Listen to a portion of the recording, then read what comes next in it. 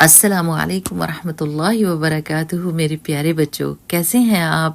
اللہ سبحانہ و تعالیٰ آپ کو متقین کا امام بنائے، آمین آمین۔ بارک اللہ فیکم۔ چلیے اب دعا پڑھتے ہیں اور سبق شروع کرتے ہیں۔ رب اشرح لی صدری ویسر لی امری واحلل عقدۃ من لسانی یفقہوا قولی ربنا زدنا علما، آمین۔ پیارے بچوں، جیسا کہ آپ کو پتہ ہے کہ رسول اللہ صلی اللہ علیہ وسلم نے عقل مندی کے ساتھ کچھ ایسے کام کیے تھے جس کی وجہ سے دشمن چپ بیٹھا رہا اور تقریباً 1 سال یا 1.5 سال کوئی جنگ نہیں ہوئی اور امن امان رہا، لیکن یہودی اپنی سازشوں سے باز نہ آئے۔ انہوں نے کیا کیا؟ خیبر کے 20 سرداروں کو قریش کے پاس بھیجا اور ان کو مجبور کیا کہ وہ مدینہ کے اوپر حملہ کریں، اور ان کو یہ یقین دلایا کہ یہودی ان کی مدد کریں گے۔ پھر وہ بنو غطفان کے پاس گئے اور باقی سارے قبیلوں کے پاس گئے اور ان سے کہا کہ سب اکٹھے ہو کر مدینہ پر ایک ہی دفعہ میں حملہ کرتے ہیں اور کام تمام کر دیتے ہیں۔ رسول اللہ صلی اللہ علیہ وسلم کو ان کی سازشوں کا بروقت پتہ چل گیا اور انہوں نے صحابہ کرام کو اکٹھا کیا اور ان سے مشورہ کیا۔ سلمان فارسی رضی اللہ تعالیٰ عنہ نے مشورہ دیا کہ ایک خندق کھودنی چاہیے۔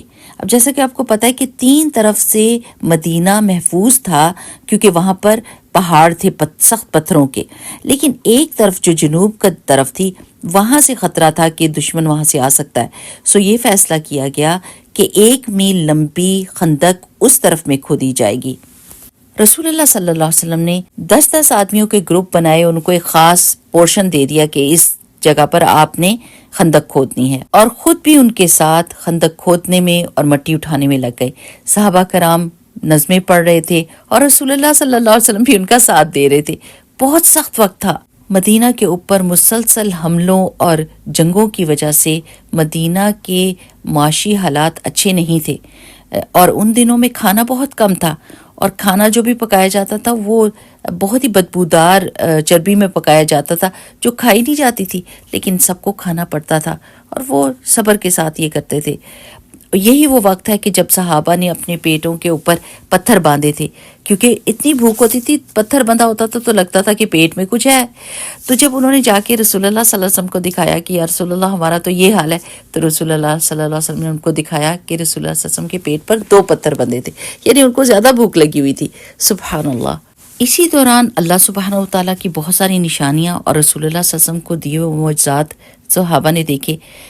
اس میں سے ایک یہ ہے کہ جابر رضی اللہ تعالیٰ عنہ بہت اداس تھے کہ رسول اللہ صلی اللہ علیہ وسلم کو اتنی بھوک لگی ہے، وہ گئے اور انہوں نے چھوٹی سی بکری کا بچہ جو ہے وہ ذبح کیا، اور رسول اللہ صلی اللہ علیہ وسلم کو پیغام بھیجا کہ آپ اور تھوڑے صحابہ آ کے اس کو کھا لیں، اور یہ خفیہ پیغام تھا۔ رسول اللہ صلی اللہ علیہ وسلم نے سارے خندق کھودنے والوں کو بلا لیا، اور وہ 1000 تھے، اور جو میزبان تھے وہ ڈر گئے، لیکن رسول اللہ صلی اللہ علیہ وسلم کی دعا کی وجہ سے وہ سب لوگ باری باری آئے اور انہوں نے کھانا کھایا اور کھانا ختم نہیں ہوا۔ سبحان اللہ۔ اور اسی طرح ایک عورت تھوڑی سی کھجوریں لے کر آئی اور رسول اللہ صلی اللہ علیہ وسلم نے ان کھجوروں کو ایک کپڑے پر بکھرا دیا اور سب صحابہ سے کہا کہ آئیں اور کھجوریں کھائیں، اور وہ کھاتے جاتے تھے اور کھجوریں ختم نہیں ہوئیں۔ سبحان اللہ۔ جب خندق کھودی جا رہی تھی تو کچھ ایسی سخت چٹانیں آئیں جن کے بارے میں صحابہ نے رسول اللہ صلی اللہ علیہ وسلم سے مدد چاہی، اور رسول اللہ صلی اللہ علیہ وسلم نے ایک ہی وار میں ان چٹانوں کو توڑا، اور اس وقت رسول اللہ صلی اللہ علیہ وسلم نے شام اور فارس اور یمن کی فتح کی خوشخبری دی۔ تو منافقین نے بہت مذاق اڑایا اور انہوں نے کہا کہ اتنا سخت خوف چھایا ہوا ہے کہ ہم واش روم تک نہیں جا سکتے، اور یہاں پر باتیں اس وقت کی سپر پاورز کو شکست دینے کی ہو رہی ہیں۔ اب سمجھنے کی بات یہ کہ قریش 4000 مسلح فوجیوں کے ساتھ آئے تھے، اور ان کے پاس 300 گھوڑے اور 1000 اونٹ تھے، اور ان کا سردار ابو سفیان تھا، جبکہ 6000 جنگجو بنو غطفان اپنے ساتھ لے کر آئے تھے، اور باقی سارے قبائل بھی تھے۔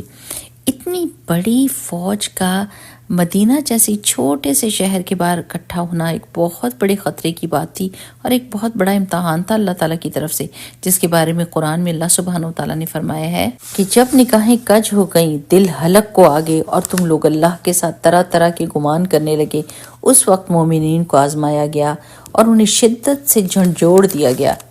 اس وقت منافقین نے مسلمانوں کے حوصلے توڑنے کے لیے بہت ساری باتیں کی، اور ان میں سے ایک تھی کہ ہم سے اللہ اور اس کے رسول نے جو وعدہ کیا تھا وہ فریب کے سوا کچھ نہ تھا۔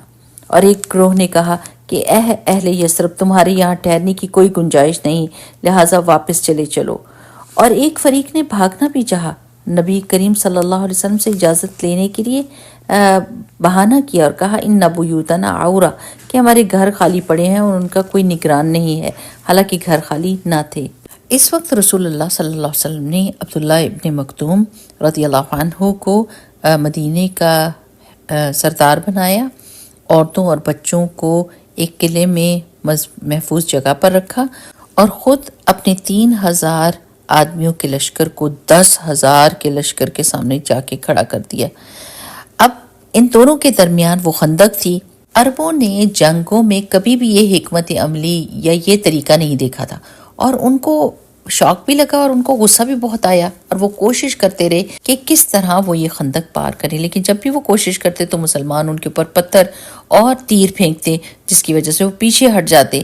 اسی دوران یہ صورتحال اتنی زیادہ خوف والی تھی کہ رسول اللہ صلی اللہ علیہ وسلم اور صحابہ کی نمازیں لیٹ ہو گئیں، اور انہوں نے بعد میں نمازیں پڑھیں، اور اس وقت صلاۃ الخوف جو تھی وہ اللہ سبحانہ و تعالیٰ نے طریقہ نہیں سکھایا تھا مسلمانوں کو۔